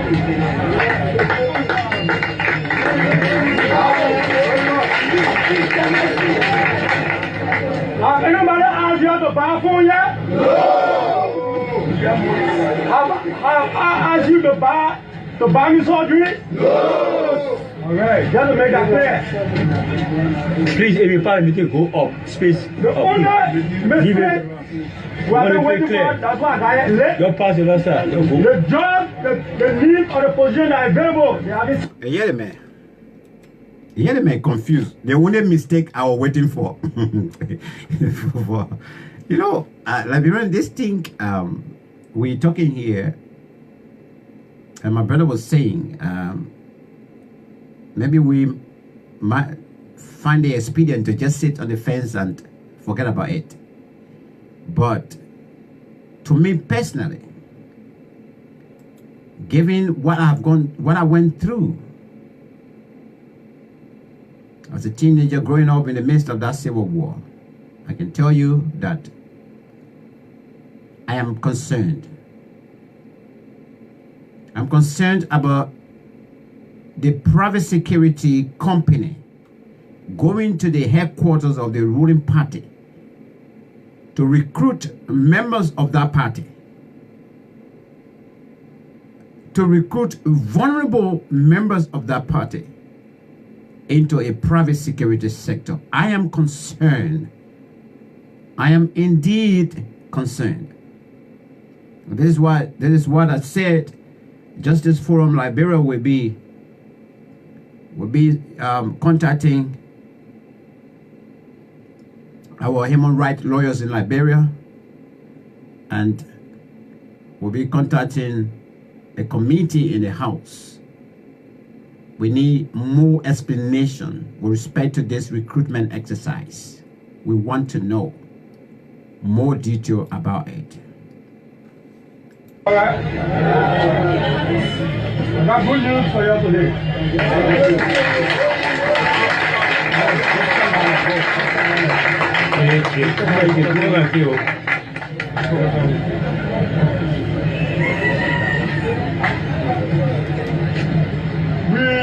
We told you the last time we brought private companies. I told you I cannot get government job in law. You know what I told you? Yes. I want that to be clear. I cannot give government jobs to y'all. But what we can do, some of us have private friends, private companies that we can ask to get a job. Private companies. You know, I wanted this man to tell me who the we. private companies. We have friends in, running private companies. You know that S you're putting at the end there, you know what it means? And we find the people yet. The Liberian government approved those people to make business in Liberia. Let it continue there. And the people send their job application, 1,000 forms. They use the hard money. They brought a form here, 1,000 forms.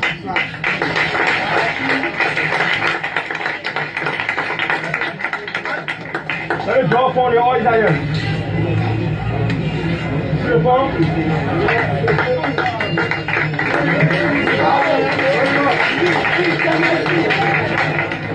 Have anybody asked you to buy a phone yet? No!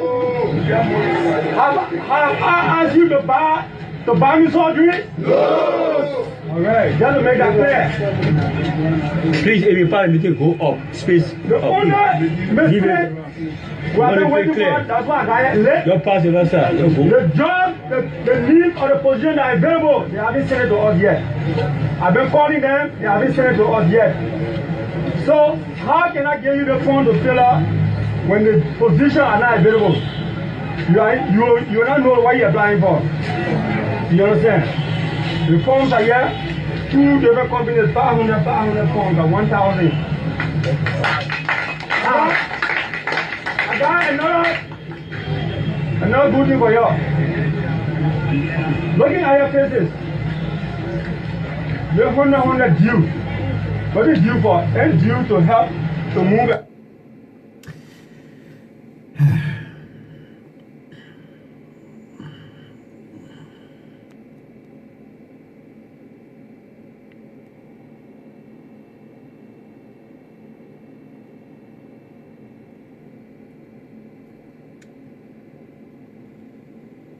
You know, before we end this show, I'm going to go back to the story of Rwanda. Because if this guy is actually serious, I'm sorry, I think because we are not friends, that's why I can't argue on somebody. Yeah, I think because we are not friends, that's why I can see you in another room, in another form that I can add you on quickly. No, I'm not, because I keep picking your call, but it's just dropping to say you can't answer the call. Now, Rwanda, if these people are serious to empower the young people, it is not recruiting them to go be securities. These are young, vulnerable people. They are vulnerable. The vulnerability is right in their faces. And we know this. They are vulnerable in the sense lack of education. They are vulnerable in the sense that they don't even think for themselves. They are vulnerable because of perhaps their ages as well. They are indeed vulnerable because of poverty. They are vulnerable, very, very vulnerable. That is why you guys are playing on their intelligence. That is why you guys are playing with them. Come, let me get you security work. How can you tell me, how can you say your private security sector, like any other private security company in Liberia, and they telling you, say, they're recruiting people, and they say they haven't specified the position yet. Before, if I decide to open a private company or run a private company or security company in Liberia, number one, I'll make sure the senior staffs are recruited first. Yes, the senior staff are recruited first. When the senior staff are recruited, then we can go to the bottom line. Any other person that come in now, they're going to be security. The only security training will be provided to them. There's nothing about job description, and I mean, nothing about job description that will be there anymore. So why are you telling the people, oh, the only mistake the company made is because they haven't put the positions on the form? Come on, man, my people. And thank God for social media now. Nobody will hide things. They'll go do it, it will come out, we will see it, and we'll talk about it. We'll begin to challenge you guys until God can redeem the nation from it. But you're not going to sit here anymore for anybody to come and say we are having our own private vigilante groups in Liberia beside the Republic of Liberia Army, beside the National Police and other, legally formed, let's say, security apparatus in the country. No, it's not going to work. And it shouldn't work. I want to call on the legislatures now. Some of you that are on the platform, we want to call on you. You are representing the whole nation. Forget about even the constituency you were elected to represent. But you represent the entire nation. You represent us to defend the Constitution of the Republic of Liberia, which of course is our guardians. And so we want to throw it back to you. We want you to please invite these people. Let them come and clarify things. Who are these guys? Who are the companies? Even the company, invite the company and cross-examine them. You have to know their terms of operation, their recruitment, their terms and guidance of recruitments. You have the right to know. Because the people we are seeing in this video, they are all vulnerable set of individuals. The children.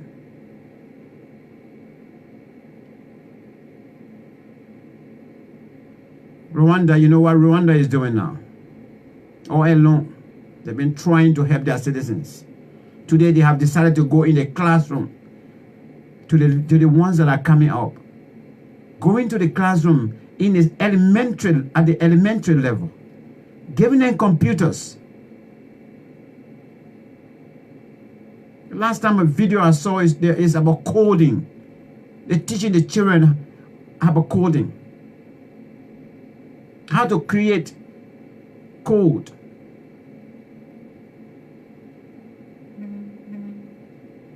This is not how you empower the people. No.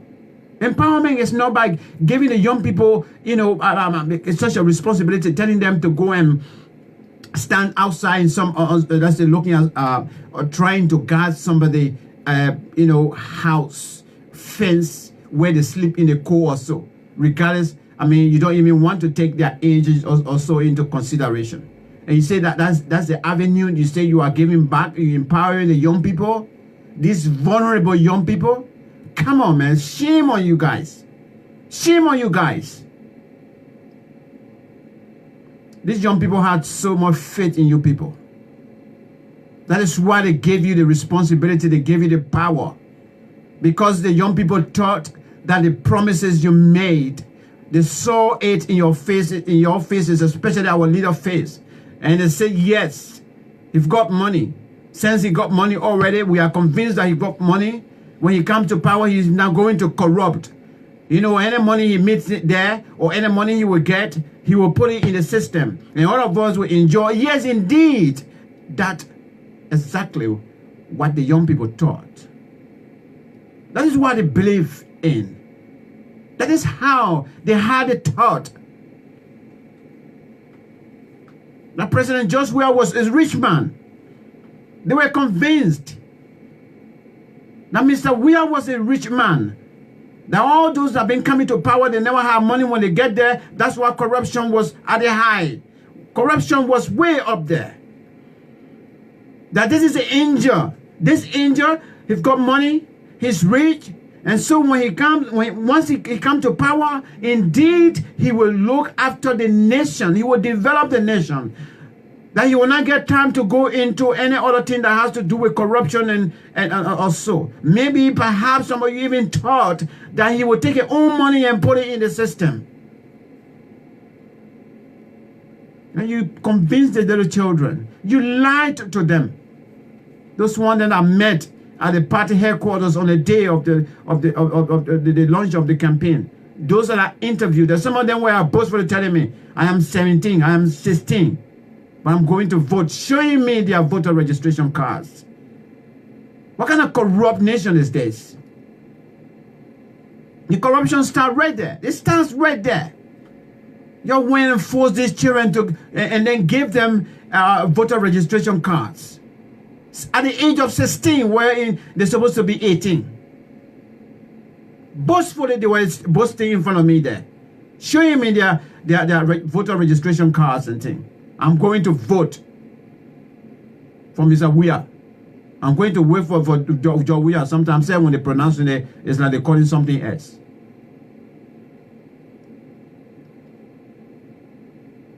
It's like the children were drugged. Yes, that's the only language I can use. It's like all of them, majority of them are omitting, especially that whole day, on the day of the launch of the campaign there. I was at that HQ there, trying to bring the news to all of my followers across the world. And these kids were boasting in front of me. And I was just feeling sorry for the Republic of Liberia. I was feeling sorry for their own future.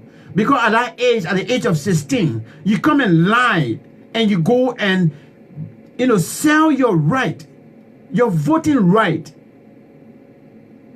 You go and sell your voting right at the age of 16, at the age of 17. You lied and people force you to lie as well and you accept it. Come, I'll give you $100. So you can get a voter registration card. What kind of nation is this? This is why corruption will not finish in this nation. And when we talk and when we are suggesting us to wait for our people, figureheads people are coming at, let me go on my dashboard and see who is calling. Patrick. I hope Patrick will be able to get you.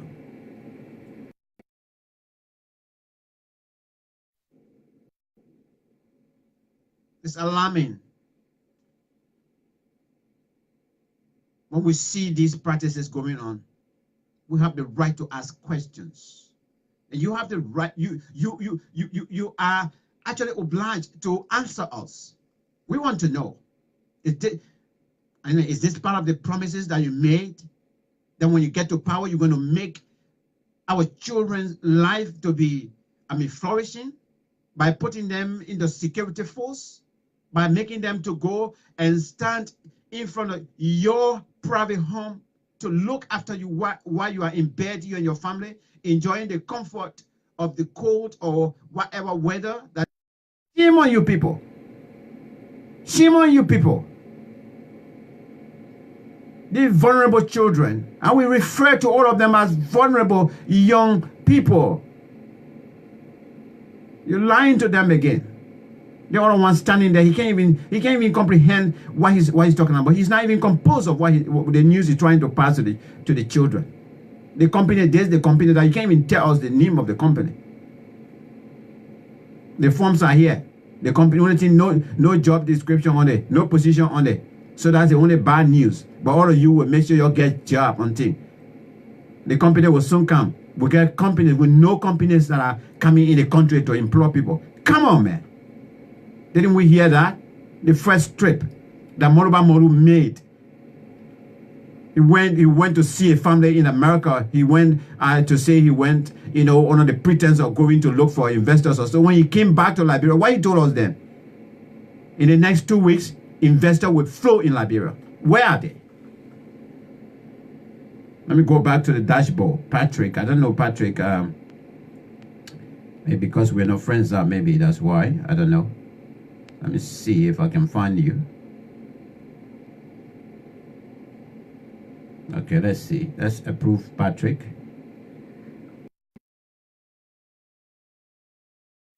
Patrick, I hope you have your phone horizontal.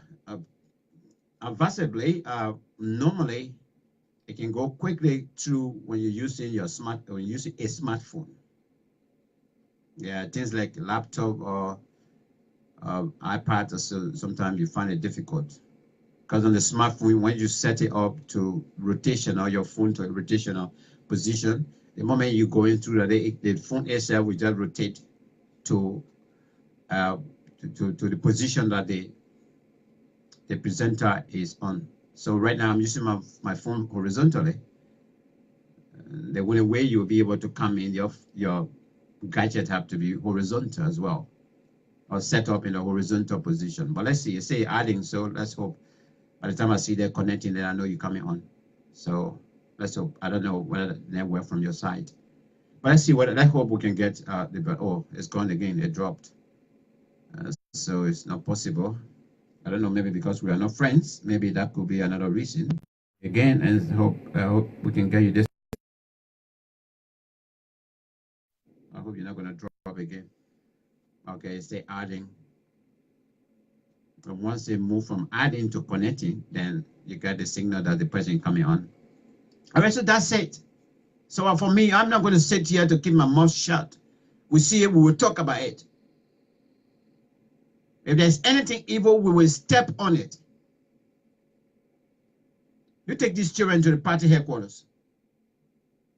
If anybody can challenge me on this, you can challenge me. But I am 100% convinced that this particular recruitment talks were held at the headquarters of the CDC. I'm convinced. Let me take you through. We're not I'm not going to go to the audio now. I just the still picture. Okay, I remember this background as well. Remember this background. So nobody is going to tell me here that this is. Why would a private company go and recruit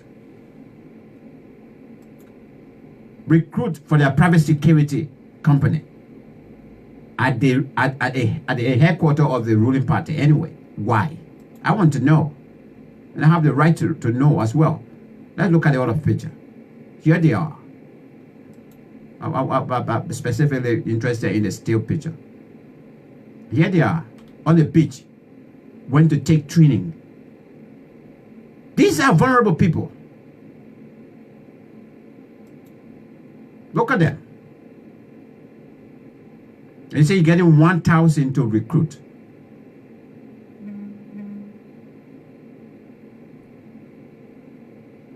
Look at them. Look at them. Look at them.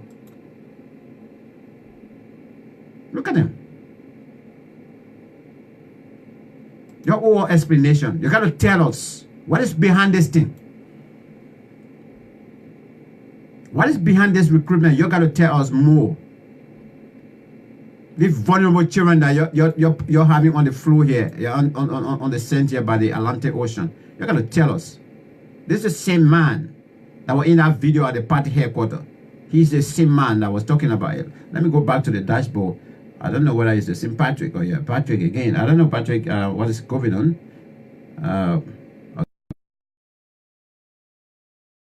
I just added you up again. Let's say adding. So you need to OK from your end. Look up. I know the experience I had in Liberia. And I know, and some of you know definitely what we went through between 1989 and 2003. Yes, even if you had the opportunity to have left Liberia at the early stage, you watched the news, you saw your people suffering. Yes. What about all that went through it for 10 years in the midst of the madness that were in our country? Saw people being killed. Heads in different places. And I should come here and sit here and not to talk, not to raise the alarm, that what I'm seeing here, I mean, I have right and every right to ask those questions that I need.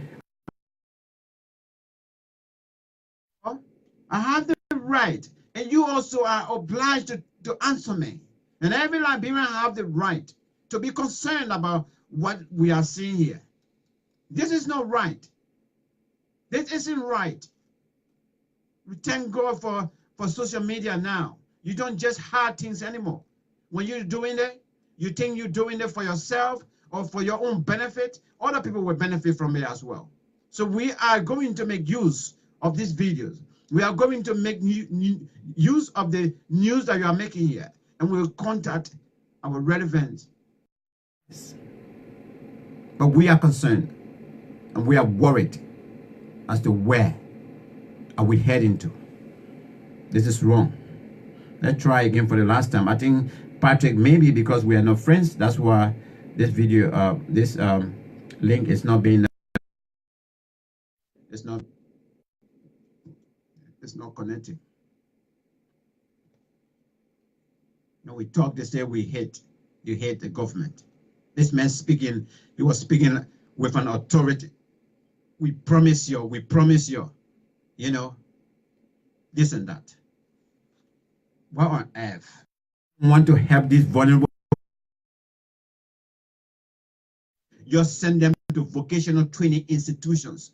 Create an avenue from one county capital to another county capital. Go there and establish what we call vocational training institution.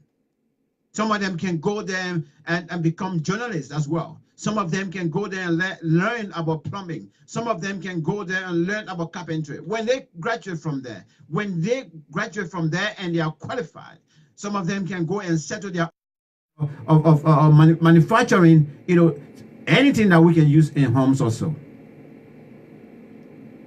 But this is now empowerment. This is you just creating avenue to continue using them. Continue using them. I've never seen any security recruitment exercise at this level in any country. I've never. I see young girls as well there. I see young girls. Young women are there.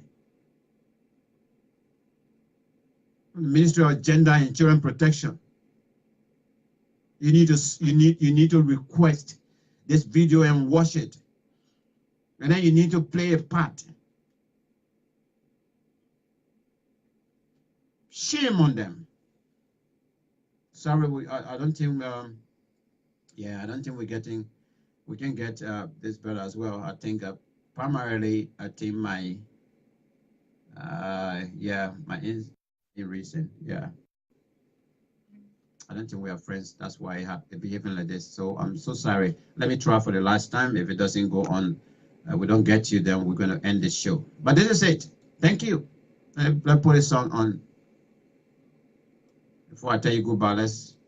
Some of you may be aspiring to positions of leadership in the political arena, but the question is, why do you want to lead? You may be aspiring to positions of leadership. Why do you want to lead? In Africa, the shortest route to ill-gotten wealth is political leadership. If you want positions of leadership in the political arena, but the question is, why do you want to lead? In Africa, the shortest route to ill-gotten wealth is political leadership. If you want to get wealth without working for it at all, join African politics. My people, where you at? Where you at? Wake up from your slumber, stop sleeping. Whip your hands, whip your hands, whip your hands, whip your hands. All right, from this song now, we'll be taking our leave with this. Oh, yeah? Okay, let's go.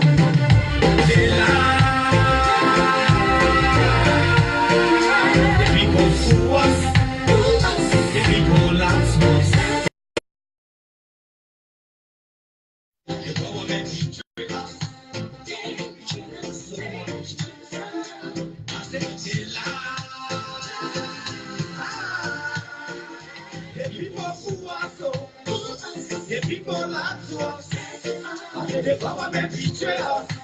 They can lie, they can steal, I said we tire with their lies.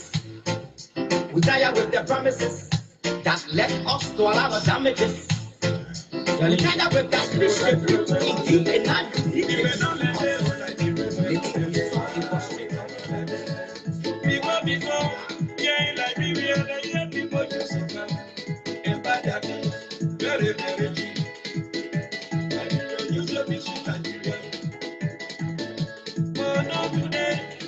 All right, ladies and gentlemen, thank you so much. Unfortunately, we can't get our last caller. Daddy, I tried to accept a long time, but it's not working as well. Maybe we're not friends, brother. Let's try and get friends. Let's try to establish friendship. I still got enough questions, and then we take it from there. The next time on, definitely, it will be very easy for you to come on the show. Thank you very much to all of you. Those of you that contributed, thank you. Whatever it is, so long the regions that were concerned, we'll talk about it. We raise this issue up. We'll ask those questions and seek redress. And so is this particular recruitment exercise. We want an answer, or we want answer to the questions that we are asking. Who is behind it?